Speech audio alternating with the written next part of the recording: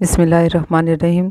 7 बहनों के इकलौता भाई कि जिसको इमाम हसन ने कैसे ज़िंदा किया, आज आपको इसके बारे में कुछ बताऊंगी। मौला का मौजज़ा इमाम हसन अलैहिस्सलाम। हम पूरी कायनात को उस करीम इमाम के तज़क्रा बनाते हैं। हसन मुज्तबा, इन जैसे नाम ही किसी के नहीं।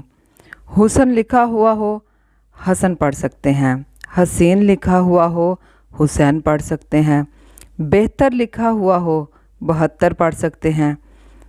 बेहतर और 72, हसीन और हुसैन, हुस्न और हसन। सर पे कुरान रख के कहती हूँ, काबे की छत की कसम, नजफ़ अशरफ की ज़री की कसम। हसन को छोटा करो तो हुसैन बनता है, हुसैन को बड़ा करो तो हसन बनता है। माविया को छोटा करो तो यजीद बनता है, यजीद को बड़ा करो तो माविया बनता है। तुम्हारा अपना मुकद्दर, हमारा अपना नसीब। करदार में मोहम्मद, गुफ्तार में मोहम्मद का एक वाक़या सुनाऊंगी, क्योंकि ये सब मोहम्मद हैं, सब अली हैं। मौला हसन मुज्तबा का मौला ने एक जवान को ज़िंदा किया। बादशाह एक फ़ज़ल बिन अमल मुसलमान था, मोहम्मद रसूलुल्लाह पढ़ता था, लेकिन अहले बैत से रोशनास था। 7 बेटियों के बाद अल्लाह ने बेटा अता किया। बेटा जवान हो गया, लड़कपन में कदम रखा, शाही खून था ना। इसने कहा, बाबा मैं शिकार करना चाहता हूँ। बाप ने कहा, बेटा ठीक है, जाओ एंजॉय करो, कुछ मुलाजिम साथ ले जाओ, खुर्दोनोश का सामान साथ लेकर जाओ, मुल्क है अपना, जंगल है, कैंपिंग करो। नौकरों को साथ ले गया। हिरन एक देखा इसने और उसने उसके पीछे घोड़ा दौड़ाया। घोड़ा दौड़ाता गया, घोड़ा दौड़ा ज़ोर से कि अचानक ठोकर लगी, घोड़ा गिरा, ये भी ज़ोर से ज़मीन पर आ गिरा, गिरता गया, इसकी डेथ हो गई। तमाम फ़ौज ने इसकी लाश उठाई। फ़ज़ल बिन अमरा अपने शाही वाले तख्त पे बैठे थे, दरबार लगा हुआ था। वहाँ नौकर इनके बॉडी लेकर आए। देख के कहता, कौन है? उन्होंने कहा, जनाब आपका बेटा है। फ़ज़ल हैरान होके कहता, मेरा बेटा? क्या हुआ? इसको नौकरों ने कहा, घोड़े से गिरा है, गिरते ही मर गया है। वो सत्ते में चला गया। आंखें खुली की खुली रह गई, मुंह खुला रह गया। वज़ीर कहते, बहुत बड़ा सदमा लगा है। एक वज़ीर उठा, कदमों पे हाथ लगा के कहता, जनाब होश में आए, रोने की कोशिश करें, जिगर फट जाएगा। तो फ़ज़ल बादशाह ने कहा कि नहीं, रोना नहीं है, मुझे मेरा बेटा ज़िंदा चाहिए।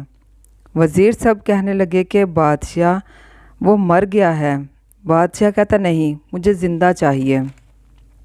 वो मर्ज़ नहीं कि जिसका इलाज अल्लाह ना करे। हर मर्ज़ का इलाज है। ये अलग बात है कि हर हकीम के पास हर मर्ज़ का इलाज नहीं होता। कोई हकीम ढूंढो जो मौत का इलाज करे। सब के सब मुंह खुले रह गए। किसकी जुर्रत के बादशाह को अब कुछ कह सकता। कहते, सारे वज़ीर के सदमा सा लगा गया है, इसकी अक्ल ज़ाया हो गई है। इसको ये नहीं पता लग रहा कि मौत का तो कोई इलाज ही नहीं। खैर कहता, नहीं, कोई हस्ती ढूंढो जहाँ से मर्ज़ी। तारीख़ लिखती है, वहाँ एक वज़ीर बैठा था, मोमन था, उफैज़ बिन सलामा। बादशाह, मैं एक बात करना चाहता हूँ। मैं जानता हूँ एक ऐसा हकीम। बादशाह कहता, जी उठें और बताएं। कहता, बादशाह आज से 4-5 साल पहले मैं कुफा गया था। वहाँ मैंने एक ख़तीब के पीछे जुम्मा पढ़ा था। इस ख़तीब ने जुम्मे के खुतबे में एक ऐलान किया था। उसने कहा था, मैं जो चाहूँ कर सकता हूँ, आसमान को ज़मीन कर दूँ, ज़मीन को आसमान कर दूँ, शिरक को गर्क कर दूँ, गर्क को शिरक कर दूँ, चीज़ को लाशय कर दूँ, लाशय को चीज़ कर दूँ, मुर्दे को ज़िंदा कर दूँ, ज़िंदा को मुर्दा कर दूँ। बादशाह ने कहा, हाँ हाँ हाँ, कौन है वो, जल्द बताओ, क्या नाम है उसका? उसने कहा, अली इब्ने तालब। उसने कहा, हाँ वही बंदा मुझे चाहिए। اس نے کہا بادشاہ سلامت میری پوری بات تو سن لے۔ 40 ہجری 21 رمضان کوفے میں شہادت پا گئے علی ابن ابی طالب۔ اسے پسینہ آ گیا، اس کا پیروں تک پسینہ بہہ گیا، اور تلوار جو ہے وہ ہاتھ میں تھام کر نکال کے اس کے گلے پر رکھ کے کہتا اگر مر گیا ہے تو مجھے بتانے کی کیا ضرورت ہے۔ اس نے کہا سرکار تھوڑا سا حوصلہ رکھ کے میری ساری بات تو سنیں۔ امام گیا ہے، امامت نہیں گئی۔ ہائے میں صدقے، کہتا امام پہ موت ہے، امامت پہ موت نہیں ہے۔ اس نے کہا اس کا جانشین ہے، وہ موجود ہے۔ بادشاہ کہتا اس کا نام کیا؟ کہتا حسن ابن علی ابن ابو طالب ہے۔ کہتا وہ رہتا کہاں پہ ہے؟ کہتا مدینے میں رہتا ہے۔ کہتا بادشاہ مجھے وہ چاہیے، وہ جو دعویٰ کرتا ہے نا مجھے وہ چاہیے، اسے یہاں لے کر آؤ۔ وزیر کہتا سرکار آپ چھوٹے سے شہر کے بادشاہ ہو، جانتے ہیں وہ کائنات کے بادشاہ ہیں، ان کی مرضی ہے وہ آئیں، ان کی مرضی ہے وہ نہ آئیں۔ کہتا نہ 16 سے 17واں دن نہ ہو مجھے علی کا بیٹا حسن ادھر چاہیے، میں اس کو رکھوں گا، لاش کو خراب نہیں ہونے دوں گا۔ اگر 17ویں دن تم یہاں نہ آئے تو اس اکیلے کی قبر نہیں ہوگی، تمہاری بھی قبر ہوگی، تمہارے سارے خاندان کی قبر ہوگی۔ یہاں پر وہ وزیر بڑا پریشان ہوا۔ وہ پنجابی میں کہاوت ہے نا کہ جیڑا بولے اوہی کنڈی کھولے۔ وہ کہتا میں پریشان حیران ہو گیا۔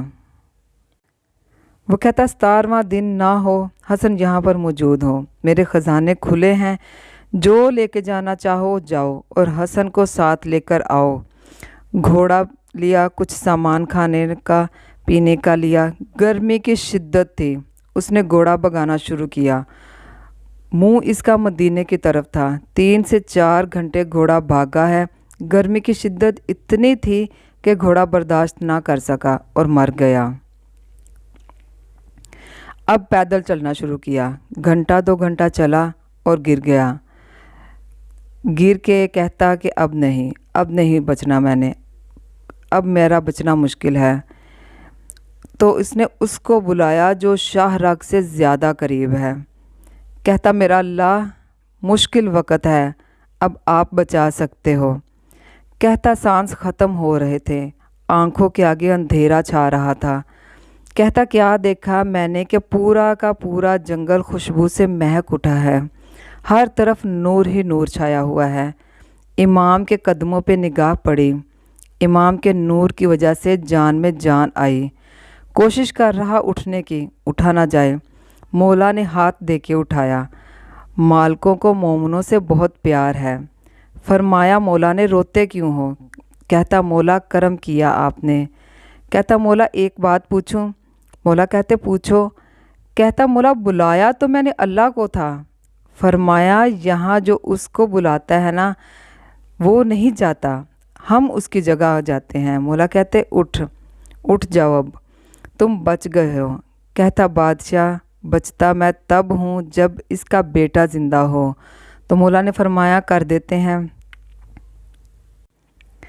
شبیر آتے ہی وہاں ہے جہاں نفاست ہو۔ مولا کہتے لے آؤ۔ کہتا مولا میرا ایمان تو ہے لیکن وہاں ڈھیر سارے لوگ جمع ہیں، مولا کہیں اور کے بیڑے پار ہو جائیں گے، کرم فرمائے مولا۔ مولا کہتے ٹھیک ہے۔ مولا حسن نے علم امامت کے ساتھ سفر ختم کیا۔ ابھی وہیں پہ باڈی پڑی، وہیں پہ سارا دربار لگا تھا، بندے حیران پریشان ہو گئے۔ بادشاہ غصے میں آ گیا، کہتا ابھی تم گئے نہیں؟ اور فیض بن سلامہ کہتا میں واپس آ گیا ہوں، میں مولا کو لے کے آیا ہوں۔ کہتا لے آئے؟ کہتا ہاں۔ کہتا کہاں، کدھر ہیں؟ ادھر سے میرے امیر امام کے امیر بیٹے کا پہلا قدم اندر آیا۔ قسم خدا کی امام کا بھی پہلا قدم اندر آنا تھا کہ جتنی بھی مخلوق کرسیوں پر بیٹھی تھی ایسا ہوا کہ جیسے ان کو کسی نے اٹھا کے کھڑا کر دیا۔ چہرے امامت پہ نگاہ، رعب و دبدبہ ہی اتنا تھا مولا کا۔ فضل بن عمر بے ساختہ اٹھا، چلتا بھی جاتا اور کہتا بھی جاتا، فیض بن سلامہ تمہارے مالک کا چلنا ہی بتا رہا ہے کہ قدرت رکھتا ہے۔ فرزند زہرا کے قدموں پہ ہاتھ رکھا، اس نے ہاتھ باندھ کے کہتا، بادشاہ 7 بیٹوں کے بعد ایک بیٹا ہوا تھا، مر گیا۔ امام کہتے پھر اب؟ کہتا، بادشاہ زندگی کی بھیک چاہتا ہوں، آپ کرم کر سکتے ہیں، کرم کر دیں۔ بہت توجہ سے سنیے گا۔ پورے دربار کی نظریں اب مولا حسن پہ۔ کہتا، میں گزارش کرتا ہوں، اگر آپ کرم کرنا چاہیں کر سکتے ہیں۔ مولا نے کہا، فیض پانی لے کر آؤ، وضو کرنا ہے۔ مجھے خدا کی عزت کی قسم ان سے ناپاکی دور ہے۔ صرف اس لیے کیا کہ نانا نے کیسے بتایا، ان کو طہارتوں کی ضرورت ہی نہیں، یہ پاک ہستیاں ہیں جن سے نجاست دور ہے۔ ویسے ہی وضو کیا جیسے نانا بابا کرتے۔ مصلی آیا، وہاں حسن مولا نے سجدہ ادا کیا اور رب کے آگے دعا کی، میرے اللہ، میرے حق کے امامت کا واسطہ، میرے اللہ، اگر میری کوئی شان و منزل آپ کے قریب ہے اس کا واسطہ دیتا ہوں، اس کے بیٹے کو زندگی عطا کر دے۔ ابھی حسن مولا دعا کر رہے تھے کہ اس کا بیٹا کلمہ پڑھتا اٹھ کھڑا ہوا۔ اللہ کے حبیب نے فرمایا کہ میں اجر رسالت کچھ نہیں مانگتا۔ یہ نبی پاک صلی اللہ علیہ وآلہ وسلم کا فرمان ہے جب وہ زندہ تھے۔ تو دیکھیے آپ کہ کس طریقے سے مولا نے ایک جوان بیٹے کو اس کے باپ سے ملوایا۔ تو نبی پاک جب زندہ تھے، جب اس دنیا سے رحلت نہیں کر چکے تھے، تب نبی پاک نے فرمایا کہ میں اجر رسالت کچھ نہیں مانگتا سوائے اس کے کہ میری آل سے محبت کرو۔ لیکن حضور صلی اللہ علیہ وآلہ وسلم کے رحلت کے بعد زمانہ ہی بدل گیا، لوگ بدل گئے، مدینہ بدل گیا، وہ مدینے والے لوگ بدل گئے۔ تاریخ کہتی ہے کہ 15 رمضان 3 ہجری دسمبر کی 1 تھی 625 ہجری، اللہ پاک نے اپنے حبیب کو اپنا پہلا نواسہ عطا کیا۔ ان کو اللہ کے حبیب نے اپنی گود میں لے کر حسن کے نام سے نواز دیا، اور آج تک اور قیامت تک سنت نبوی کے مطابق مولا حسن و حسین جوانان جنت کے سردار ہیں۔ تاریخ نے لکھا کہ نبی پاک اپنے نواسوں سے اتنا پیار کرتے تھے کہ ان کو اپنے کندھوں پر سوار کیا کرتے تھے۔ وہ نواسے کہ جن کو اٹھا اٹھا کے نبی پاک فرماتے رہے کہ یہ میری آل ہے، جو ان سے پیار کرے گا اس نے مجھ سے پیار کیا، جو ان کو دوست رکھے گا اس نے مجھ محمد سے دوستی رکھی، جو ان کو ستائے گا اس نے مجھے ستایا۔ ہائے افسوس مسلمانوں، محمد مصطفیٰ کے جانے کی کیا دیر ہوئی۔ اس طرح ستایا محمد مصطفیٰ کی آل کو کہ ان کی قبریں بھی ایک جگہ نہ رہنے دی۔ میں نے دیکھا ہے، میں نے خود اپنی آنکھوں سے دیکھا ہے، اور تڑپ تڑپ کر روتی کہ ہائے سیدہ فاطمہ زہرا، آپ کہاں کہاں روئیں۔ بی بی کہتی شام روئے، کربلا روئے، نجف روئے، کاظمین روئے، بصرہ روئے، سامرا میں روئے، مشہد میں روئے، کم میں روئے۔ میری پاک سیدہ فاطمہ زہرا، آپ کہاں کہاں روتی ہیں۔ میں قربان جاؤں اس امام کی مظلومیت پہ کہ جس کو 9 بار زہر دیا گیا، اور آپ جانتے ہیں وہ جو آخری بار جدہ نے زہر دیا وہ کتنا زہریلا تھا۔ آئیے میں آپ کو بتاتی ہوں جو نہیں جانتے۔ ہائے میرے مولا کو حلہ حل زہر دیا گیا۔ یہ وہ زہر تھا جس کا اگر ایک قطرہ، تاریخ لکھتی ہے کہ اگر اس کا ایک قطرہ ذرا سا بھی سمندر میں ڈال دو تو پورے سمندر کی مچھلیاں تڑپ تڑپ کر مر جائیں، اور اس زہر کا ایک نہیں قطرہ، چند قطرے تھے جو مولا کو دیے گئے۔ ہائے افسوس تجھ پہ جدہ، تیرے ہاتھ کیوں نہ کانپے شہزادہ قاسم کو یتیم کرتے ہوئے۔ تاریخ کہتی ہے جب مولا کو زہر دیا گیا نا، کچھ ہی پل میں مولا کے جگر کے ٹکڑے کٹ کٹ کے باہر آنے لگے۔ مولا نے اپنی صابر بہنوں کو بلایا۔ جب مولا نے دیکھا نا بی بی زینب سلام اللہ آ رہے ہیں، تو شہزادہ قاسم کی والدہ نے جگر کے ٹکڑے چھپا دیے۔